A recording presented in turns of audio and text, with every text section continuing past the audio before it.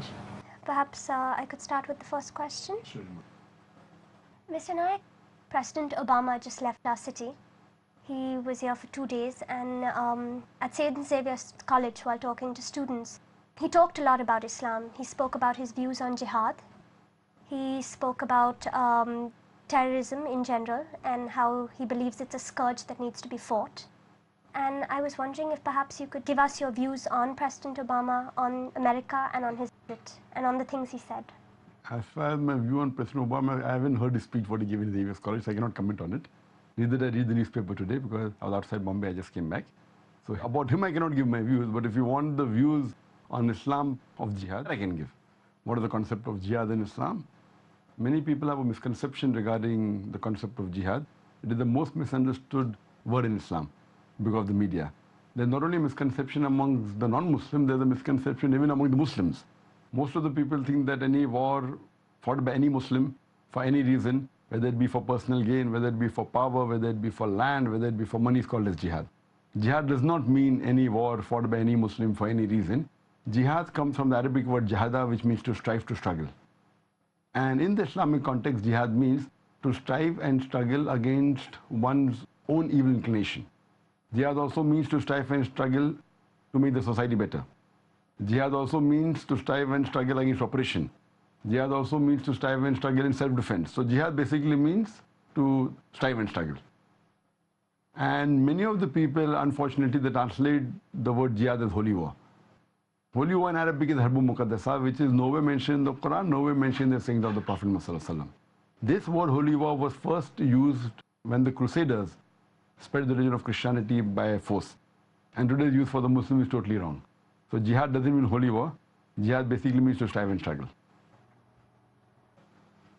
Mr. Naik, perhaps would you be surprised if I told you that that was very similar to the explanation that President Obama gave the students?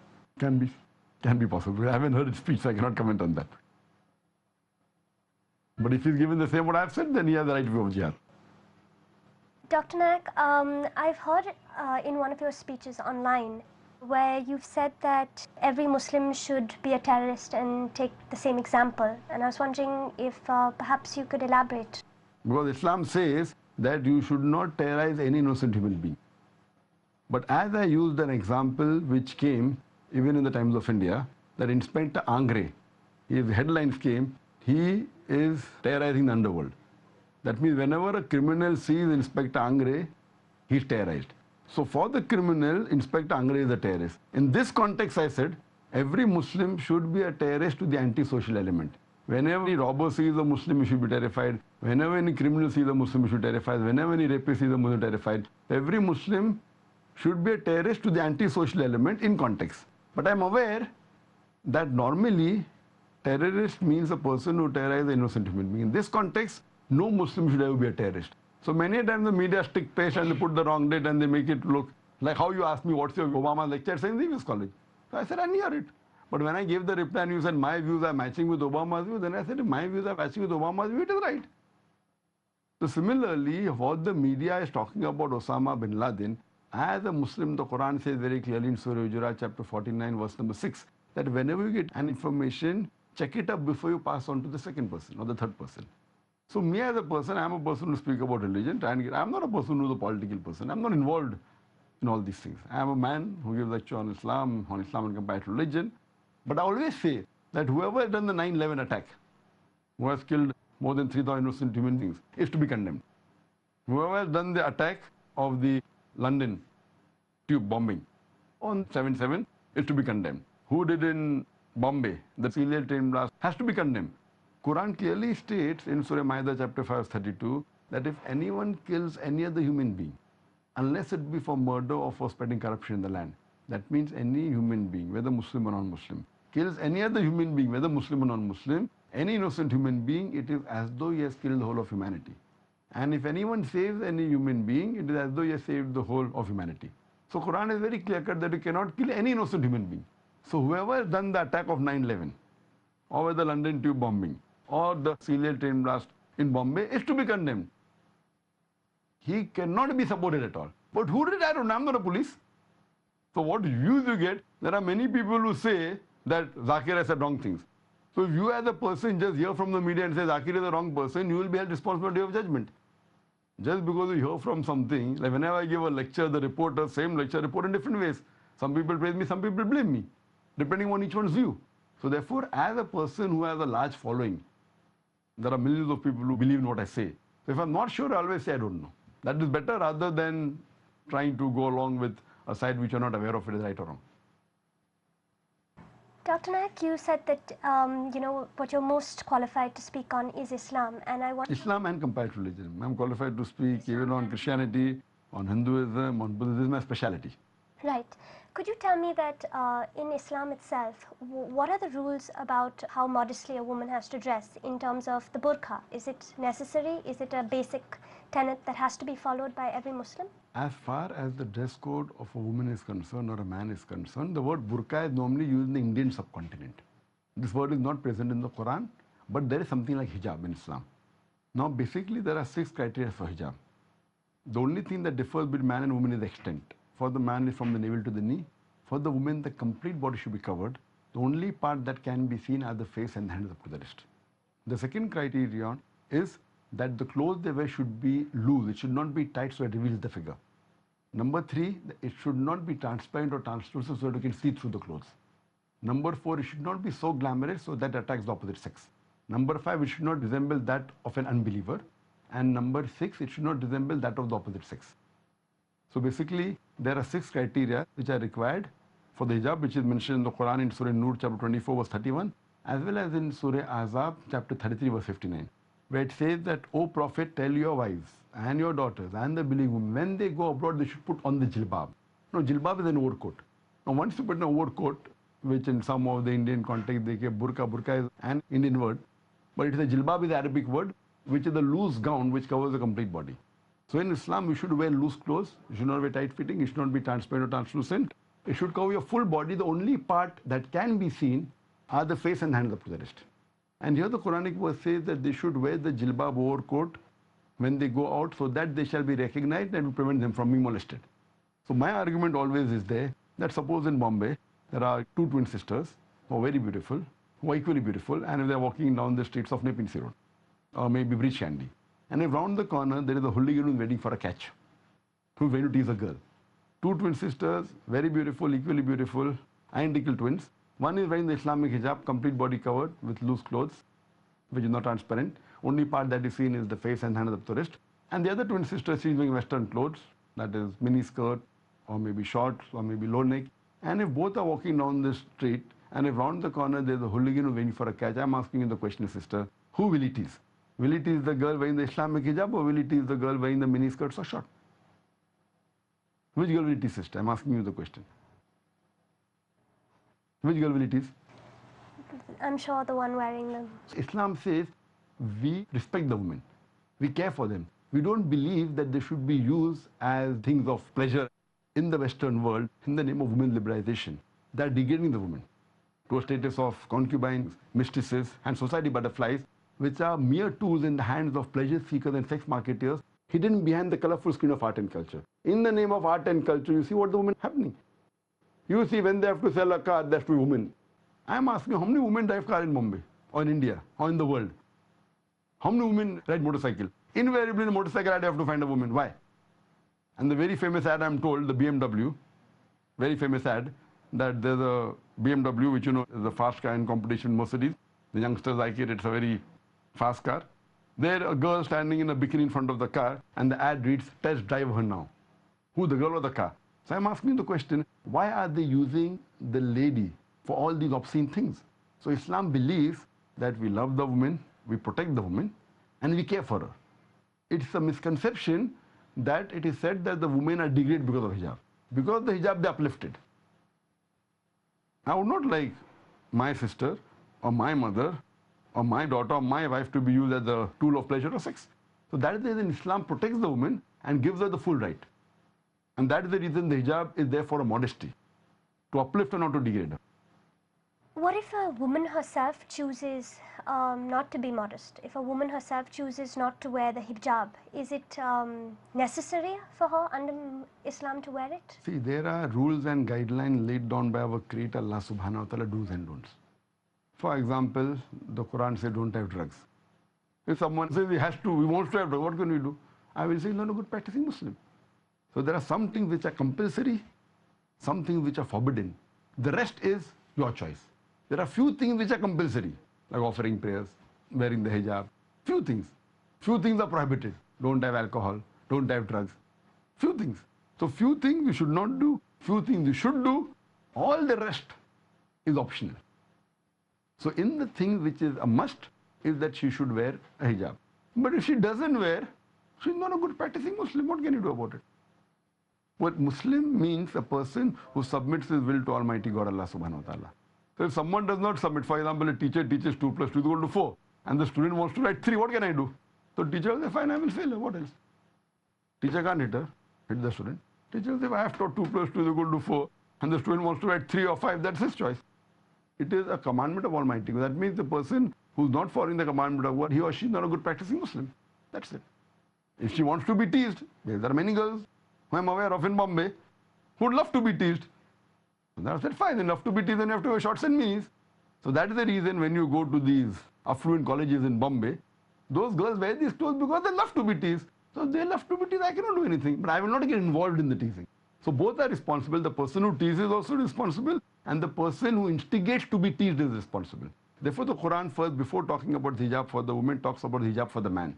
One verse before, in Surah Nur chapter 24, verse number 30, it says, that say to the believing man that he should lower his ears and guard his modesty. When you see the woman and any unashamed thought comes in his mind, not wearing, the rule of Islam is that the man should lower his gaze. That does not mean that a man should feast on the beauty. So tali dua se bachte. So both are responsible. The man for teasing is also responsible, and the woman for wearing obscene clothes is responsible. So both will be held responsible. But a good person who's a good man sees a girl wearing obscene clothes, he will lower his gaze. That's it, finish. Of the grave danger. If I were to ask you about the life of our beloved Prophet sallallahu alaihi wasallam,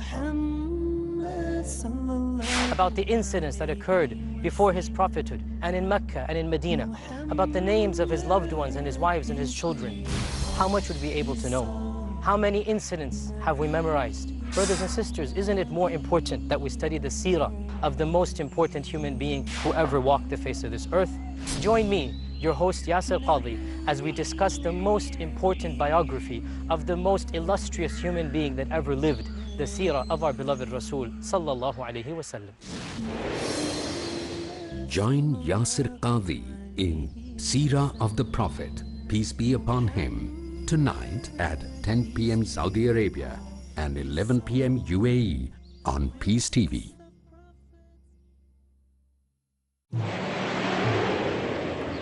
A friendly message by Dr. Zakir. The most profitable business. Would you like to know the business in which you earn the maximum profit? The secret is given in the glorious Quran. In Surah Al-Baqarah, chapter number 2, verse number 261. The example of those who spend their wealth in the way of Allah is like a seed of grain, which grows 7 spikes. In each spike is 100 grains. And Allah multiplies His reward to whom He wills. If you spend your wealth in the way of Allah, you will get a return of 700 times. In business terminology, you will get a profit of 70,000%. Is there any business you know of in which you will get a better return?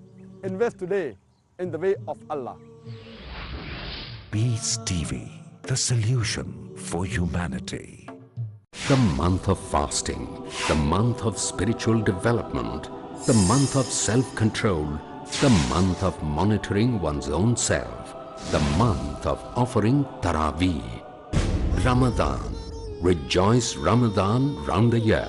Join in to witness the congregational prayers of Taraweeh recorded from Medina, led by Imam Sheikh Ali bin Abdul Rahman Al-Hudayfi, Imam Sheikh Abdul Muhsin Al-Qasim, Imam Sheikh Hussain Al-Sheikh, Imam Sheikh Salah Al-Budair. Taraweeh, next on Peace TV.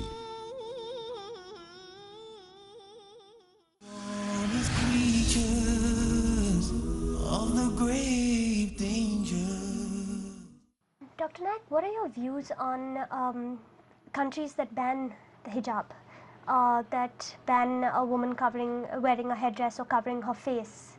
See, there's a difference between banning hijab and banning face covering. One thing is there that if the country believes in freedom of expression, human rights, no country should at all, even if they don't like it, even if they disagree that a woman should cover her head or should not cover her head, they agree or they don't agree. If you believe in human rights, it's a personal choice. That means these countries don't believe in human rights at all. So if a girl wants to be modest and they're preventing, if a country says, I would not agree a girl going without clothes on the road or wearing bikini on the road, then I agree with that because they're trying to curb the evil. But to ban someone who wants to be modest shows that these people do not believe in human rights. So I disagree with any country who's putting restriction on the modesty. If they put a restriction and find a woman cannot wear bikini and walk on the streets, I can agree with that. But putting a restriction on a freedom, I want to know what harm does it cause? If a girl is covering her head and walking, what harm? The only harm can be that the gents cannot feast on her beauty. So what harm is it causing to the country? If they have rules that in the passport you have to show your face, so I agree with that. So if a girl believes in covering the face, but if you're having a passport and if the authority says that you have to remove the veil while taking out a photograph, I'm with it. Because covering the face is not compulsory in Islam. Even though it's not compulsory, if some women want to cover it, it's good. I'm not against it. I'm telling that covering the face in Islam, according to me, is not compulsory. There are some scholars who say covering face is compulsory. But irrespective whether it's compulsory or not, it's the choice of the individual woman. So, but then if you say for a voter's identity, you require a woman whose photograph should be without the veil, I'm with it. So no one will object to that. What would you say to the Sena that has tried to say that they want to ban the veil because of the incident that happened in a hospital a while ago when a woman with her face covered ran away with someone else's child? That's why this came in the news just a couple of weeks back. But my reply to this was, before this incidents, that where a lady who was wearing a burqa covering her face, kidnapped, abducted a small child, few weeks before that it came in the paper that a lady who was dressed up like a sadhvi, sadhvi means a lady sadhu, who was dressed up in saffron, she abducted a child. So if you really believe in justice, if they say that because she's wearing a veil, she was able to abduct, then they should also say that no one should wear saffron clothes. So you should be just. You can't have two laws. So I disagree with the view, but if you, or whoever said this, that they should ban the veil, they should also say that women wearing the orange clothes should be banned. No woman should wear sadhvi clothes. No woman should be dressed up like a sadhvi and walk on the street. I would see if someone has taken advantage of trying to behave like a holy person in the garb of a holy woman, behaving like a sadhvi, they won the trust of innocent people and kidnapped a child. That doesn't mean sadhvi is a bad woman. It is someone who tried to behave like a good woman and have taken advantage of that. That does not mean you can ban anyone wearing orange clothes. I disagree with that. In a similar fashion, just because someone wants to behave like a pure, modest woman, has dressed up in a veil and abducted a child, so the problem is that the woman is the problem. She is taking advantage of the good status. So someone tries to behave like a holy person, a religious person, and wears the clothes just to deceive the people. So we should train the people that don't get deceived just by the clothes. You can't ban the clothes. But if you have to be just, if they say you should ban the burqa, then you should ban even wearing orange clothes. We will never agree. So why having double standards? We believe in justice. So similarly here, what you have to realize, that if they have said this, they should even ban wearing orange clothes, which I disagree with it. Dr. Naik, what do you think about a country which implements Sharia law with all the things that this includes, where cutting off the hands of people who steal, stoning women who are involved in adultery, stoning couples that take part in sexual relations before marriage? Do you think that Sharia law needs to be changed slightly to deal with current times, to be applicable? Actually, if you analyze all the religions, basically, whether it be Islam, Christianity, Hinduism, they speak good things. The basic things, for example, talking about cutting off the hand. All the religions say you should not rob. Christianity says that. Hinduism says, Islam says the same. But the difference between Islam and the other religions is that Islam, besides telling you to do good things, it shows you a way how to achieve the state of goodness. Hinduism and Christianity say don't rob. Islam says the same. But Islam shows you a way how to prevent people from robbing. Islam has a system of zakat, that is every rich person, who has a saving of more than 85 grams of gold, he or she should give 2.5% of his saving every lunar year in charity. So if every rich person gives 2.5% of his saving in charity, poverty will be eradicated from this world. There will not be a single human being who will die of hunger. After this, the Quran says in Surah Ma'idah chapter 5 verse 38 that if anyone robs, chop off his or her hand as a punishment. Many people will say the chopping of the hands in this age of science and technology is a barbaric law, it's a ruthless religion. And they think that if you go to Saudi Arabia where this law is practiced, anyone who robs, chopping of the hand, they think that every second person they'll come across will have his hand chopped off. Believe me, I've been to Saudi Arabia more than 50 times. I have not come across a single human being whose hands have been chopped off. Not that no one's hands have ever been chopped off, but it's not as common as they think it is. There will be few people whose hands have been chopped off, but the law is so strict that a person will think a million times before robbing. Now, I am asking you a question. Today we consider America to be one of the most advanced countries in the world. Do you know it has one of the highest rates of robbery and theft? I am asking you a question that if you implement the Islamic Sharia in USA system, that every rich American who has a saving of more than 85 grams of gold should give 2.5% of his saving in charity every lunar year. After that, if anyone robs, chop off his or her hand as a punishment. I am asking you the question that will the rate of robbery and theft in USA, will it increase, will it remain the same, or will it decrease? Will it increase, will it remain the same, or will it decrease? It is a practical law. That's the reason the least rate of theft in any country in the world, Saudi Arabia. Not that the Saudi police is very good and intelligent, but the law is so strict that a robber will think a million times before robbing. Here what happens if you rob, you get caught, you bribe the police, you get away, nothing happens. So here the law is so strict and they know that if they're caught, the hand will be chopped off. But rarely will you find once in a blue moon somebody's hand is being chopped off. Here you find there are hundreds of robbery, thousands of robbery every day. There it is, once in a blue moon. And even if it takes place, and it is the duty of the government to see to it that no one robs bread. Suppose someone robs bread, you can't chop off his hand. Chopping off the hand is only if you rob a big amount. If someone robs bread, who's at blame? Who's at fault? It is the government. How did the government did not take care of a human being who requires to rob bread? It's not possible. So in Islamic country, if someone robs the bread, who's to blame? The government, not the robber. Their hand won't be chopped off. It will be identified that why is he robbing bread? Doesn't he have food to eat? So it is a complete way of life. That's the reason I completely agree. What we have to see, practically see. I don't believe that the Saudi police are very intelligent. But the law is so strict and they're so firm that, and today suppose, if Saudi Arabia relaxes the law and stops cutting of hand, very soon even the robbery rate in Saudi Arabia will rise. So I'm asking you a question, what is wrong in this? What is wrong in this law?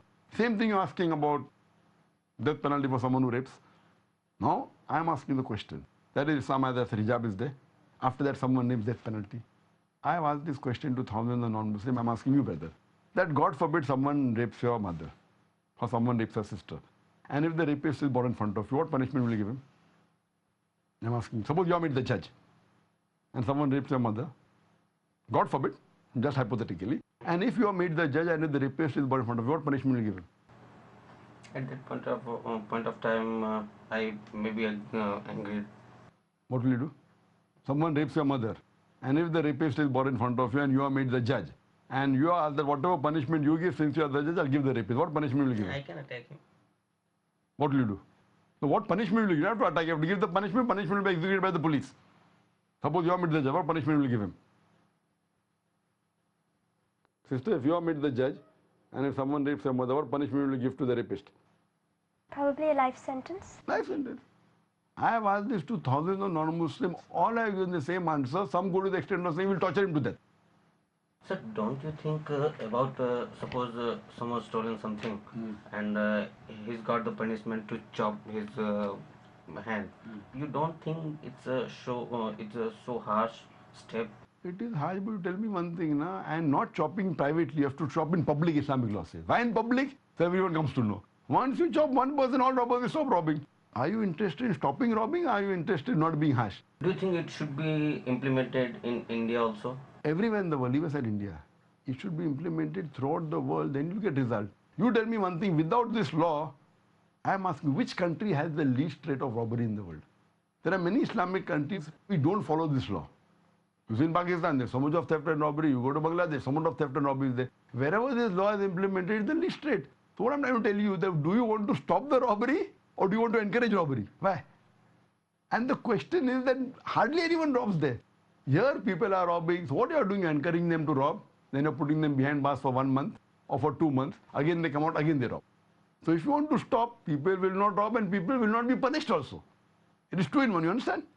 The law is so strict, why should a person rob? And if a rapist knows that if he rapes someone and if he is given death penalty, he will not rape only. He won't think of raping. You know, rape karenge. According to American statistics of 1990 FBI record, every day 1,756 rapes took place. In 1996, 2,713. In 2006, some more than 2,000 cases. Every day. That means every 3rd second, 1 rape is taking place. We are here since half an hour. Already 50 rapes have taken place in USA since we are here. And the statistics say, out of those rape cases, 16% are reported. Out of 16% reported, 10% are arrested. 1.6% are arrested. Out of those arrested, only 50% undergo a trial. That means 0.8% undergo a trial. That means 125 rapes you commit, chance you will get punishment is 1. Very good bargain. No? And out of that, 50% judge says, पहली बार क्या उसको कम punishment देंगे. Though the law says 7 years rigorous imprisonment for a rapist, 125 times you rape, you get a punishment. 50% time the judge says he's done the first time, give him only 1 year. Now 125 rapes you commit and chance you will get punished that also 1 year. Who would like to try it? Here you know, if you rape, 100% death penalty, no one will think of raping. Unless you say in my book of law, in my understanding, raping is good, then you give an ad in the paper. Okay, rape the woman, then I've got no problem.